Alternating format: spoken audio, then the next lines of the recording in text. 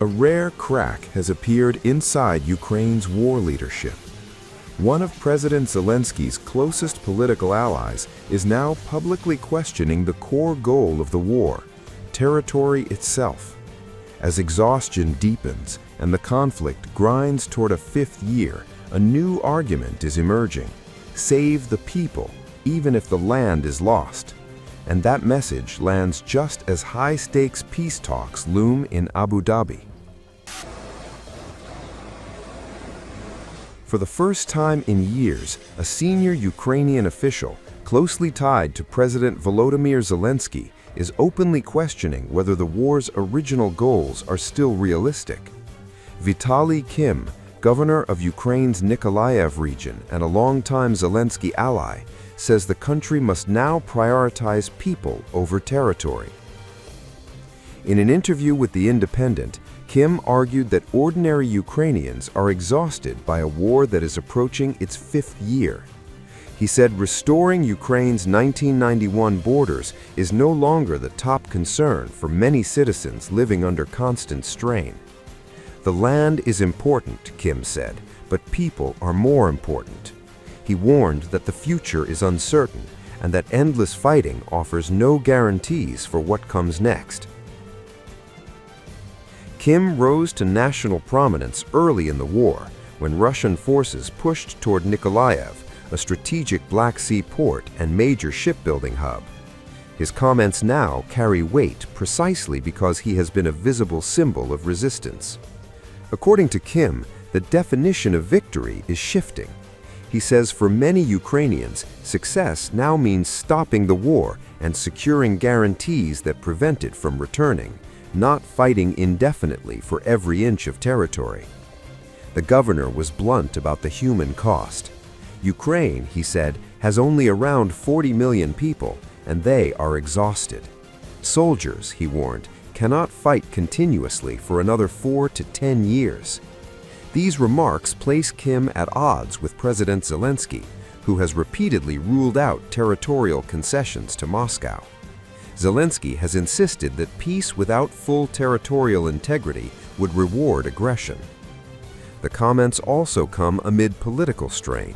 Zelensky's 5-year presidential term formally expired in 2024, but elections have been suspended under martial law, a decision critics say adds pressure to any peace debate.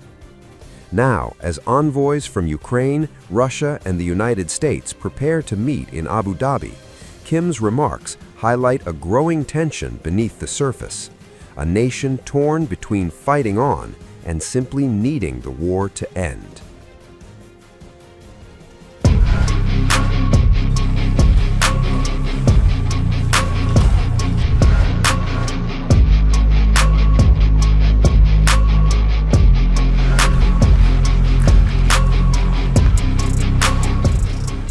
The fragile pause is over. In the dead of winter, missiles once again tore through the skies above Kyiv. A ceasefire announced by President Donald Trump has collapsed, and Ukraine's capital is under fire. Ukrainian officials say Russia resumed large-scale strikes on Kyiv overnight, shattering hopes that freezing temperatures and diplomatic pressure would slow the war. Kyiv's military administration says the city was hit in the bitter cold with another massive strike, urging residents to remain inside shelters as explosions echoed across multiple districts. Officials later confirmed that at least 4 people were injured in the overnight barrage, with emergency crews racing to extinguish fires and rescue civilians trapped inside damaged buildings. According to multiple Telegram channels monitoring the attack, 2 Zircon hypersonic cruise missiles struck a 750 kilovolt substation in Kyiv, targeting critical energy infrastructure at a time when temperatures remain dangerously low. Other reports claim Iskander missiles were used in the assault, with at least 4 Iskander missiles striking Kyiv's CHP-4 power plant, a major electricity and heating facility for the capital. Ukraine's State Emergency Service says Russian drones also hit civilian infrastructure across several districts, damaging residential buildings, administrative offices, and a preschool facility. Video footage from the scene shows flames engulfing the upper floors of a high-rise residential building as firefighters battled large blazes caused by the strikes. Local officials report that cars and power lines were destroyed in the attack, deepening concerns over energy shortages as Ukraine struggles to maintain heat and electricity through the winter. The renewed strikes come just days after a deadly Russian attack on a maternity hospital in southern Ukraine, further inflaming tensions and international outrage. Authorities in Zaporizhia say the hospital was struck around midday on Sunday, damaging the building and injuring at least 6 people. The blast sparked a fire in the gynecology reception area, which was later extinguished by emergency services.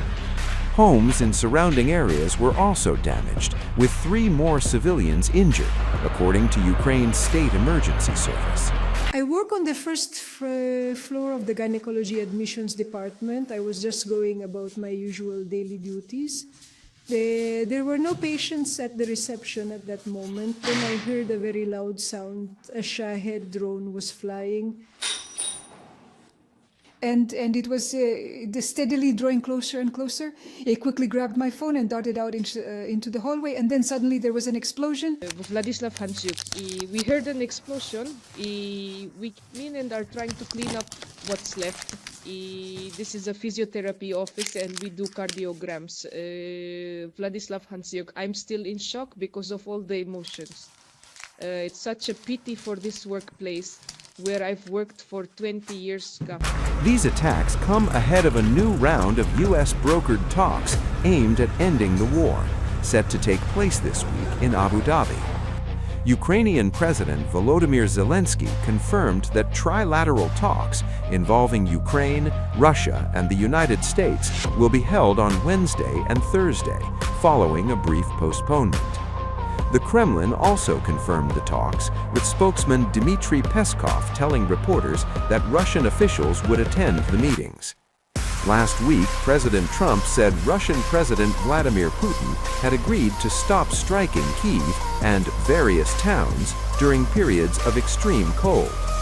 And because of the cold, extreme cold, they have the same that we do, I personally asked President Putin not to fire on Kyiv and the cities and towns for a week during this. It's extraordinary. It's not just like cold, it's extraordinary cold, record-setting cold. Over there too, you're having the same. It's a big pile of bad weather, the worst. But it was they said they've never experienced cold like that.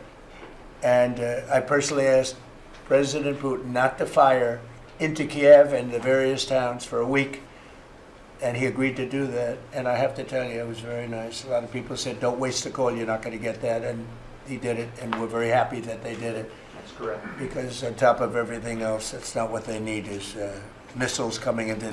The Kremlin said the truce would last until Sunday, but did not explicitly link it to sub-zero temperatures. Ukraine, however, says Moscow continued its attacks despite the announcement, casting doubt on the credibility of the ceasefire. As diplomacy resumes behind closed doors, missiles and drones continue to fall on Ukrainian cities, raising urgent questions over whether talks can succeed while the war rages on the ground.